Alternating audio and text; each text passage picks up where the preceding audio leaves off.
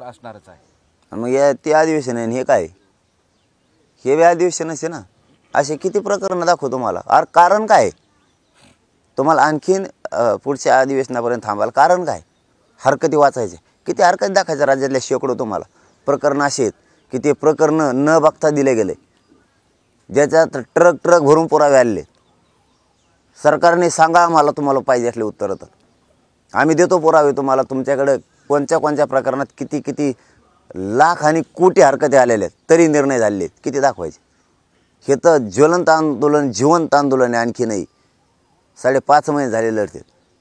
काय वाचिता काय बहाणा सांगावा आणि का नाही. मराठा समाज हा या राज्यातला भलाढ्य समाज आहे, प्रचंड मोठा आहे. तुम्हाला परवडणारे नाही आहे ही नाराजीची लाट, तुम्हाला परवडणारी नाही. ह्या लाटेत कोणाचं कुंकळ तांगेसुद्धा दिसणार नाहीत, इतक्या लांब उडून जाते. समजून घ्या. ही काय धमकी नाही, इशारा फाशारा नाही, काय नाही. आणखीनही सावध करतो आम्ही मुख्यमंत्री शिंदे साहेबांना आणि फडणवीस साहेबांना. अंमलबजावणी तुम्ही तातडीनं आज विषय सुरुवातीला तो घ्या, ही माझी तुम्हाला नम्रपूर्वक विनंती. नसता उद्या मात्र आंदोलनाची आम्ही घोषणा करणार आहे. तुम्ही म्हणताय सरकारला संपर्क केला की यांना कुठून संपर्क करता.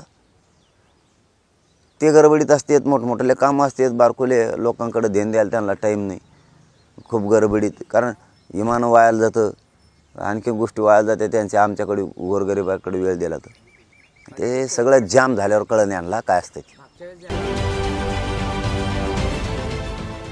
देश विदेशातील प्रत्येक घडामोडींचे लाईव्ह अपडेट मिळवण्यासाठी आता साम टीव्हीच्या सर्व सोशल मीडिया प्लॅटफॉर्मला लाईक, फॉलो आणि सबस्क्राईब करा. तसंच सर्व नोटिफिकेशनसाठी बेल आयकॉन प्रेस करायला विसरू नका.